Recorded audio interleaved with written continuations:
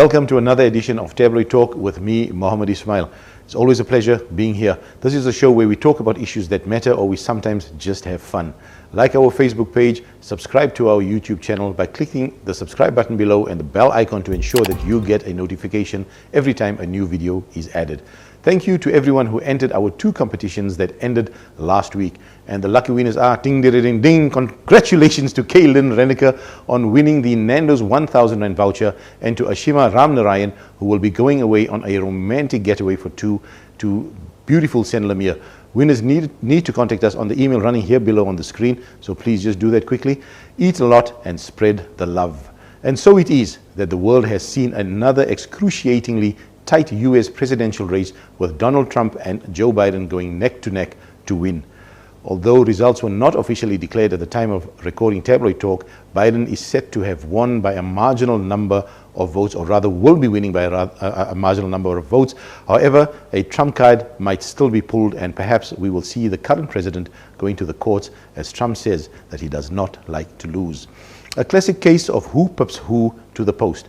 Win or lose, well, it is sorry for Kanye West, who managed a whopping 60,000 votes in his presidential effort this year. He has already hinted running for office in 2024. Let's see what happens then.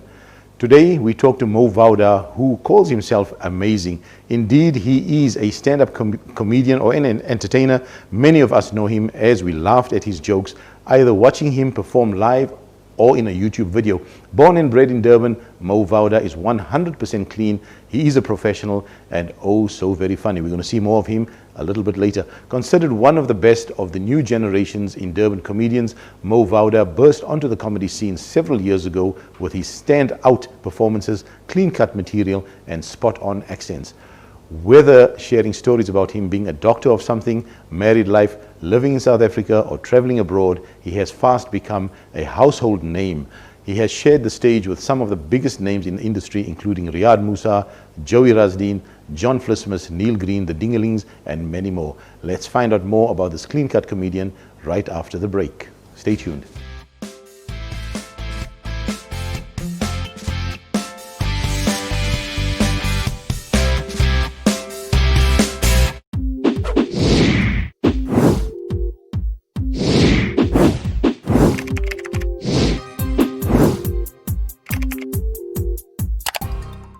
Hey guys, this is Mo Vawda and you're watching Tabloid Talk on Tabloid TV.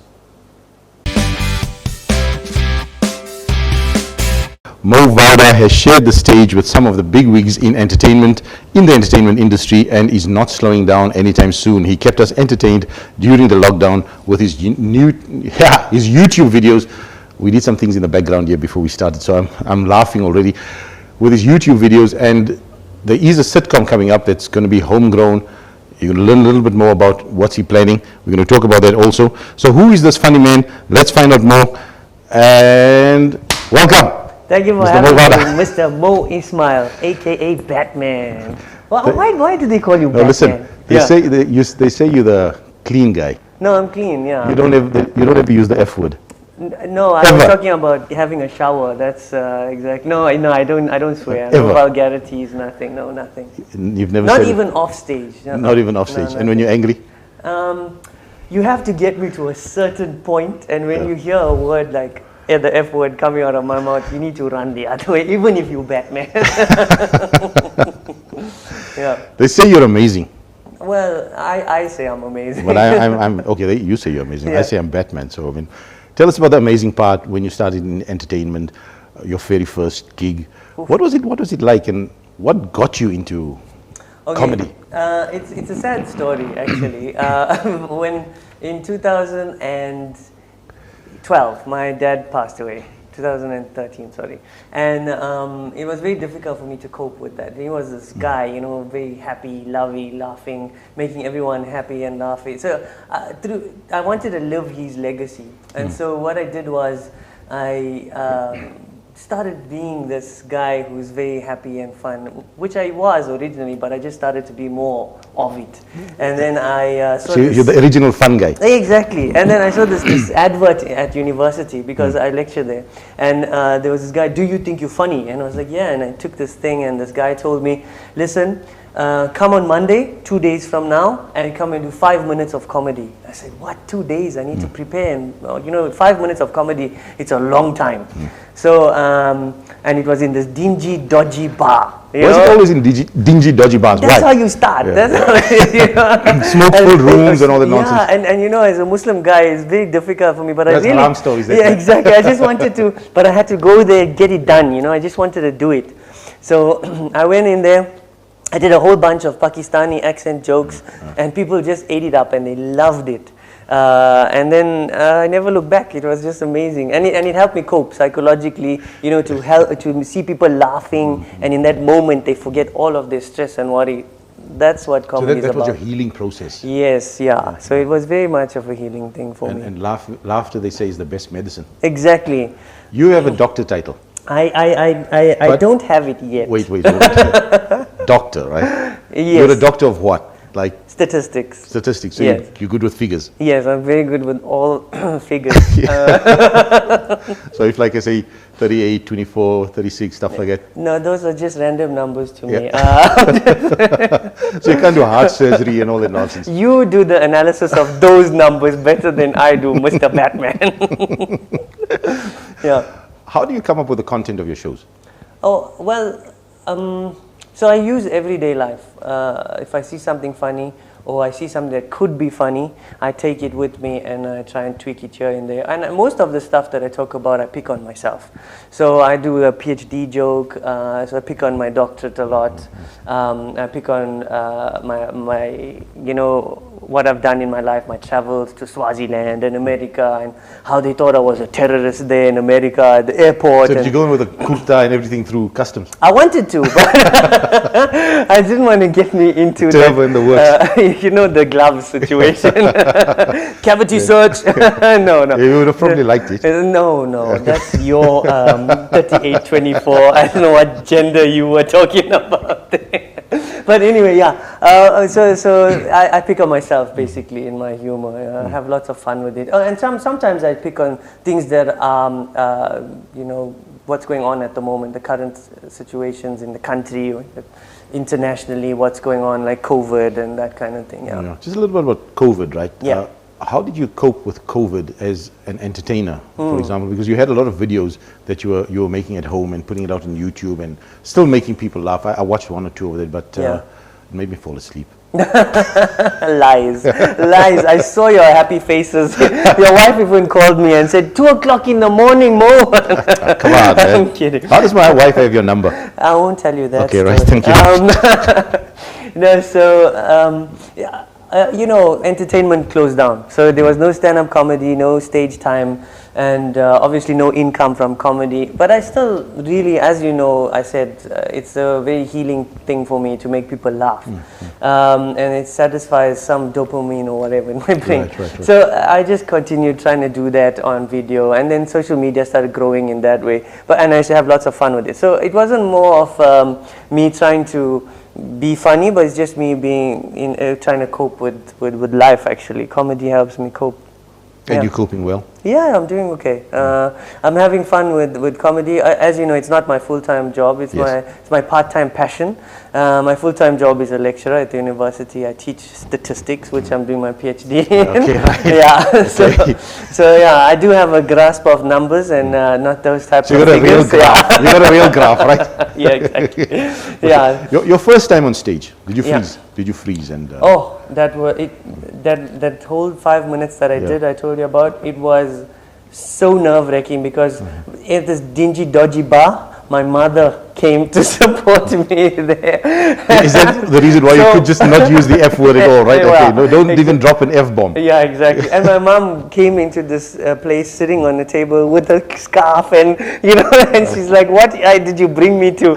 But she's so supportive. And I was very nervous, very anxious, but I went out there and when you get that first laugh, it's the best feeling in the world, yeah.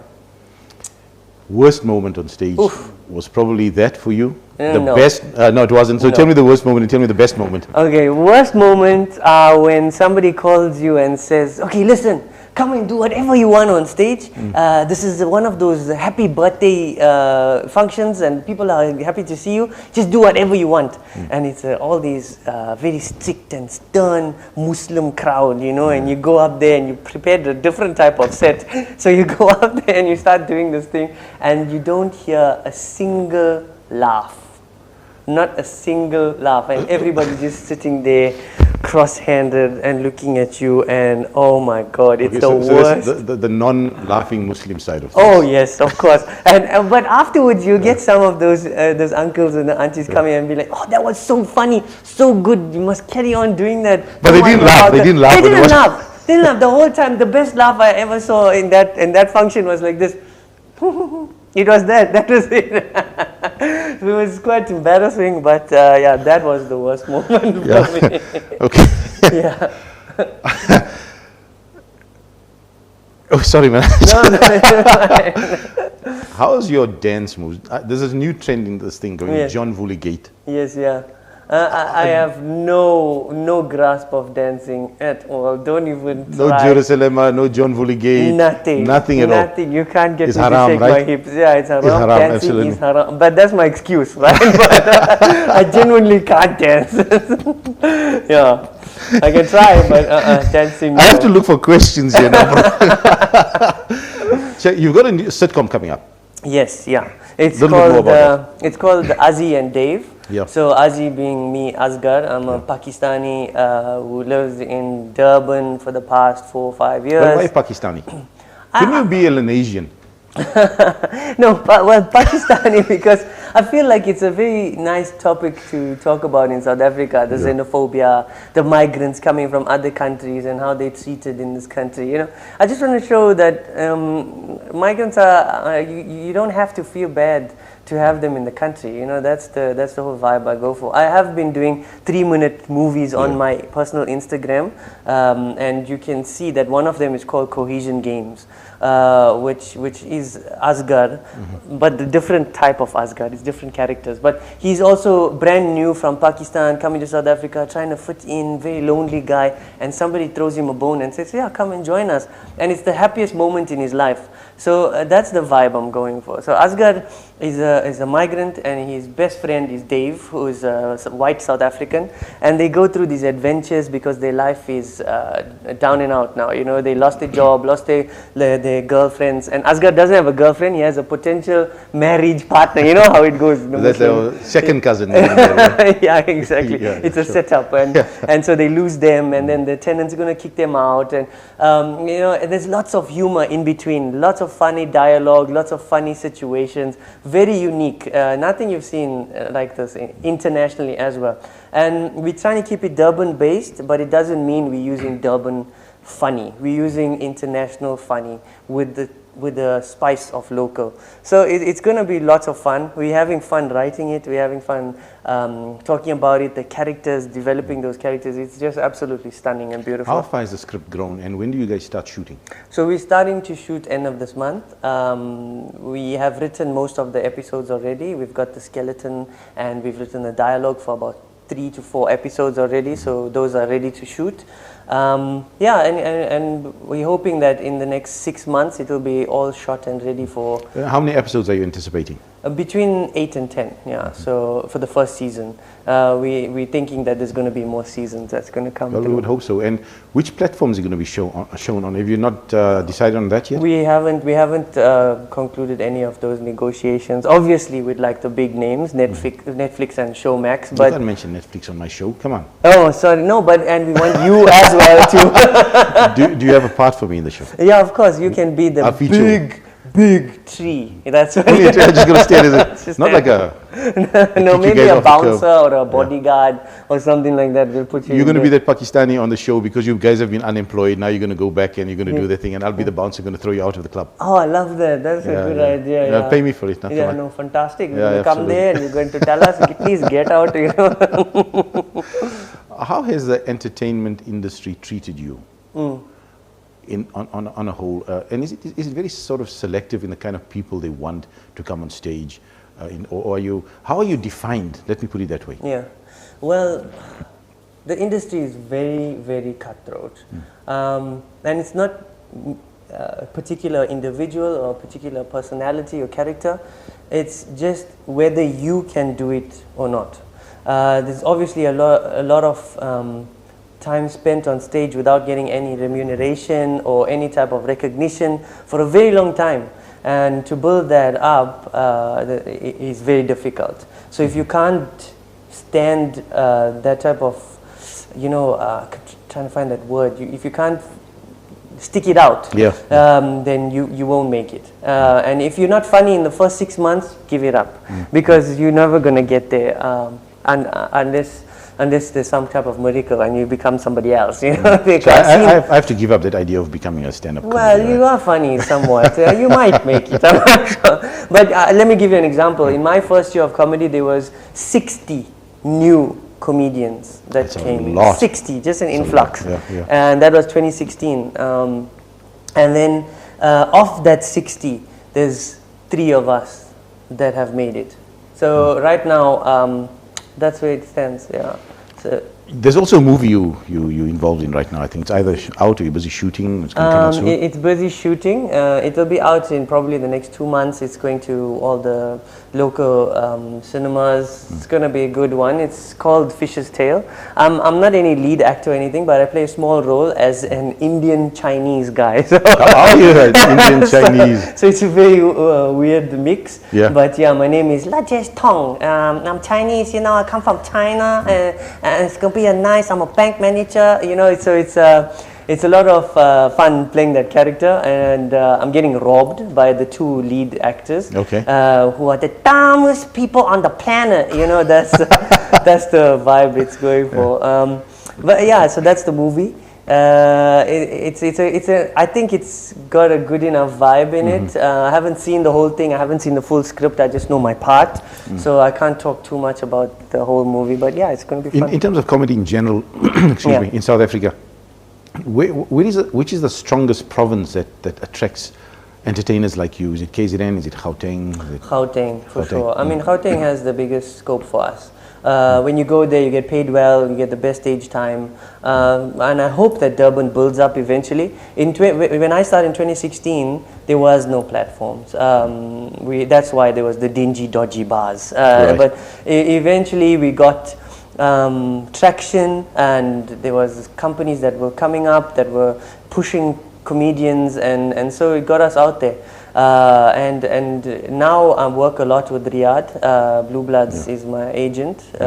So they put me on the biggest stages like Kings and Queens of Comedy that I did. You're open for some of the acts. Oh yeah, I opened for Riyadh Musa. Right. But the bigger things my biggest achievement was being on the Kings and Queens of Comedy 2 years in a row, and 7,500 people at the ICC, just roaring laughter. Absolutely, I was there. Oh, it was like nothing on this planet, really. No, lovely. Yeah, it was stunning. We almost out of time. Yeah.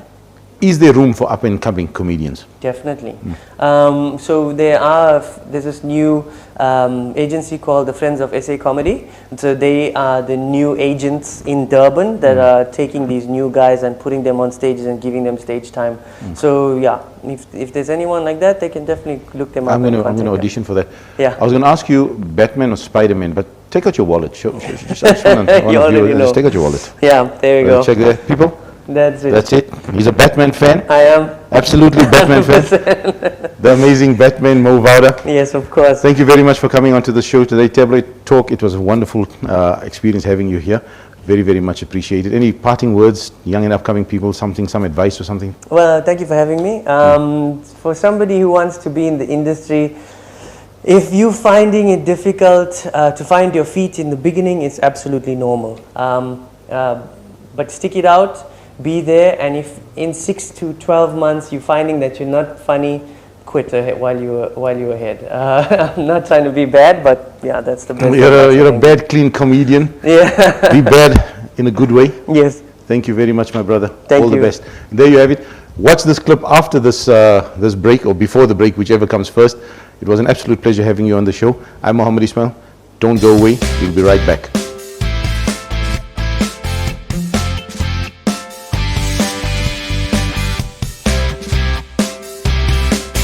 Chick, yeah? I'm gonna look after your car, I'm gonna wash your car. My man, But Check your I wallet. got nothing. No, you might have in Nothing. your, check in your wallet. There might be something. Okay, okay. When you go up, come back down. You might have something upstairs. All right, check for me. Huh?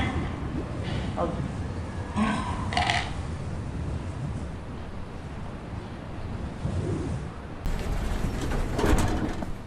Hey, check now. Wash your car for you. We got Man, something. Cool drink. Cool drink money. I got 10 cents. 10 cents. What I will do with 10 cents? Yeah, you see. 5 rand. You're a liar. You're a liar, you.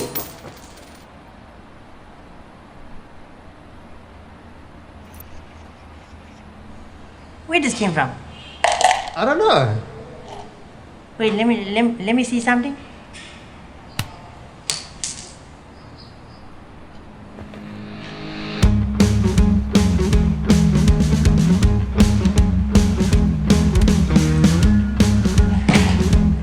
Amen.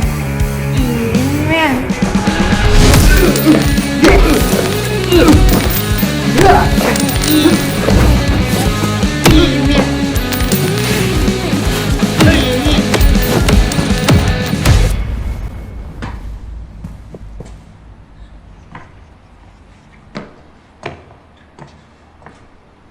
Come anytime, huh? I'll wash your car, no problem.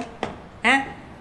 There you have it. Mo Vawda is the kind of guy who always lightens a sometimes unbearable heaviness of the COVID-19 lockdown. If you watched any of his YouTube videos and our clips earlier, you would know exactly what I'm talking about. He will always make you laugh. Catch him at one of his next gigs. With the worry of perhaps a second lockdown looming or tighter COVID restrictions, take the necessary precautions by wearing your face mask, avoiding crowded places, and maintaining social distancing. Do not become a COVID statistic. Tabloid Talk supports social responsibility. Thank you for watching Tabloid Talk. I am Mohammed Ismail.